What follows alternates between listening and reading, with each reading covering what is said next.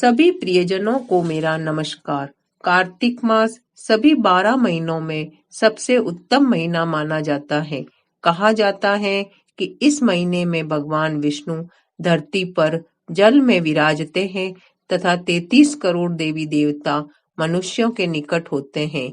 भगवान विष्णु को ये महीना सदा से ही प्रिय रहा है।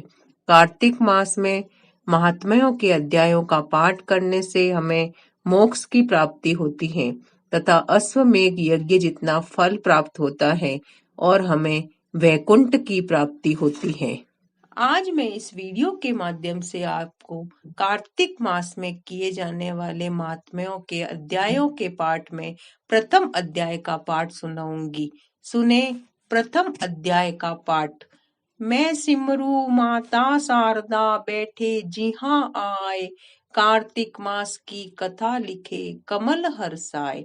नैमिषारण्य तीर्थ में श्री सूत जी ने 88,000 सनकादि ऋषियों से कहा, अब मैं आपको कार्तिक मास की कथा विस्तार पूर्वक सुनाता हूँ, जिसका श्रवण करने से मनुष्य के सभी पाप नष्ट हो जाते हैं और अंत समय में वैकुंठ धाम की प्राप्ति होती है।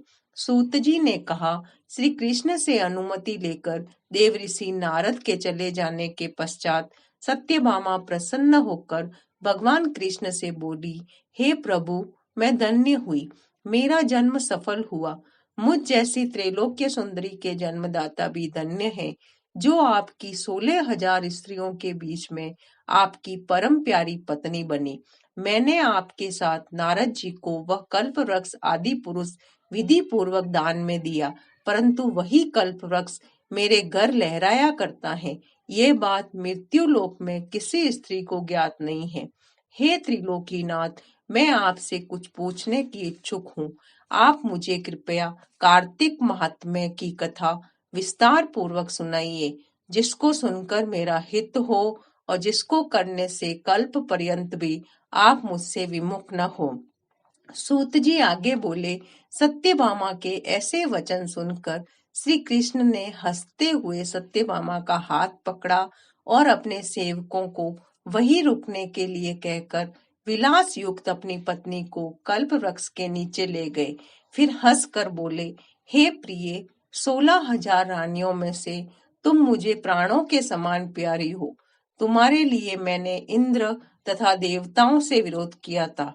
हे कांते, जो बात तुमने मुझसे पूछी है उसे सुनो। एक दिन मैंने, भगवान श्री कृष्ण ने, तुम्हारी सत्यभामा जी की इच्छा पूर्ति के लिए गरुड़ पर सवार होकर इंद्रलोक जाकर कल्प वृक्ष मांगा। इंद्र द्वारा मना किए जाने पर इंद्र व गरुड़ में घोर संग्राम हुआ और गौलोक में भी गरुड़ जी गौओं से युद्ध किया। गरुड़ की चोंच की चोट से उनके कान व पूंछ कटकर गिरने लगे, जिससे 3 वस्तुएं उत्पन्न हुई। कान से तंबाकू, पूंछ से गोभी और रक्त से मेहंदी। इन तीनों का प्रयोग करने वालों को मोक्ष नहीं मिलता है। तब गौओं ने भी क्रोधित होकर गरुड़ पर वार किया, जिससे उनके 3 पंख टूट कर गिर गए। इनके पहले पंख से नीलकंठ, दूसरे से मोर और तीसरे से चकवा चकवी उत्पन्न हुए। हे प्रिय, इन तीनों का दर्शन करने मात्र से भी शुभ फल प्राप्त हो जाता है। ये सुनकर सत्यभामा ने कहा, हे प्रभु, कृपया मुझे मेरे पूर्व जन्मों के विषय के बारे में बताइए कि मैंने पूर्व जन्म में कौन कौन से दान, व्रत व जप नहीं किए हैं। मेरा स्वभाव कैसा था, मेरे जन्मदाता कौन थे और मुझे मृत्यु लोक में जन्म क्यों लेना पड़ा।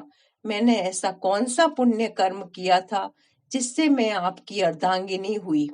श्री कृष्ण बोले, हे प्रिय, अब मैं तुम्हारे द्वारा किए पूर्व जन्म में किए गए पुण्य कर्मों को विस्तार पूर्वक कहता हूँ, उसे सुनो। पूर्व समय में सतयुग के अंत में मायापुरु में अति गोत्र में वेद वेदांता का ज्ञाता देव शर्मा नामक एक ब्राह्मण रहता था। वह प्रतिदिन अतिथियों की सेवा, हवन व सूर्य भगवान का पूजन किया करता था। वह सूर्य के समान तेजस्वी था। वृद्धावस्था में उसे गुणवती नामक कन्या की प्राप्ति हुई। उस पुत्रहीन ब्राह्मण ने अपनी कन्या का विवाह अपने ही चंद्र नामक शिष्य के साथ कर दिया। वह चंद्र को अपने पुत्र के समान मानता था और चंद्र भी उसे पिता के समान सम्मान देता था। एक दिन वे दोनों कुश व समीधा लेने के लिए जंगल में गए। जब वे हिमालय की तलहटी में भ्रमण कर रहे थे, तब उन्हें एक राक्षस आता हुआ दिखाई दिया। उस राक्षस को देखकर भय के कारण उनके अंग शिथिल हो गए। वे वहां से भागने में भी असमर्थ हो गए। ने उन दोनों को मार डाला तथा चूंकि वे धर्मात्मा थे, इसलिए मेरे पार्षद उन्हें मेरे वैकुंठ धाम में मेरे पास ले आए। उन दोनों द्वारा आजीवन सूर्य भगवान की पूजा किए जाने के कारण मैं दोनों पर अति प्रसन्न हुआ। गणेश जी, शिव जी, सूर्य व देवी, इन सबकी पूजा करने वाले मनुष्य को स्वर्ग की प्राप्ति होती है। मैं एक होता हुआ भी काल और कर्मों के भेद से 5 प्रकार का होता हूँ। जैसे एक देवदत्त, पिता, भ्राता आदि नामों से पुकारा जाता है। जब वे दोनों विमान पर आरूढ़ होकर सूर्य के समान तेजस्वी, रूपवान, चंदन की माला धारण किए हुए मेरे भवन में आए, तो वे दिव्य भोगों को भोगने लगे। इस तरह पहले अध्याय का पाठ समाप्त हुआ। राधे राधे।